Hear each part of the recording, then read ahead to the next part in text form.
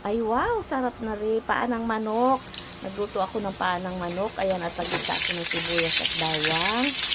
Tapos ay aking inilagay na ang paa ng manok. Yan, igisa-gisa natin siya dyan. Hanggang sa mawala yung lansa ng ating paa ng manok. Naglagay ako ng toyo. Nilagyan ko ng toyo ang ating paa ng manok.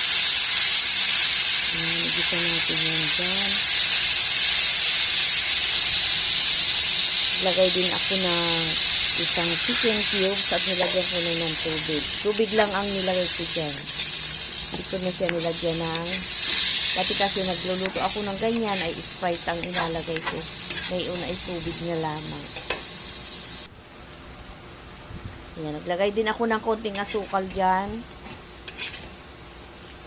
At may asin na rin yan. May timpla naman na yan. Naglagay ako ng kaunting asukal dyan.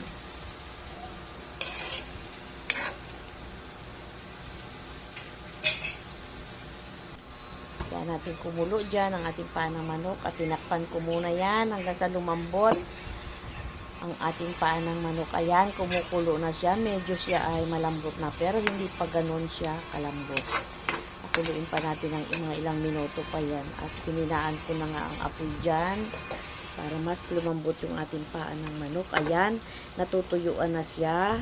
Malapit ko na siyang ahunin dyan. Naglagay nga pala ako dyan ng katas ng ating kalamansi para mawala yung lansa ng ating paa ng manok. Alam niyo naman yung paa ng manok talaga medyo kapag hindi lalo pag hindi maganda ang pagkakalinis niyan, yan ay may amoy. Kaya maglagay tayo ng katas ng kalamansi. Napakahalaga yung katas ng kalamansi para mawala yung lansa ng ating paa ng manok.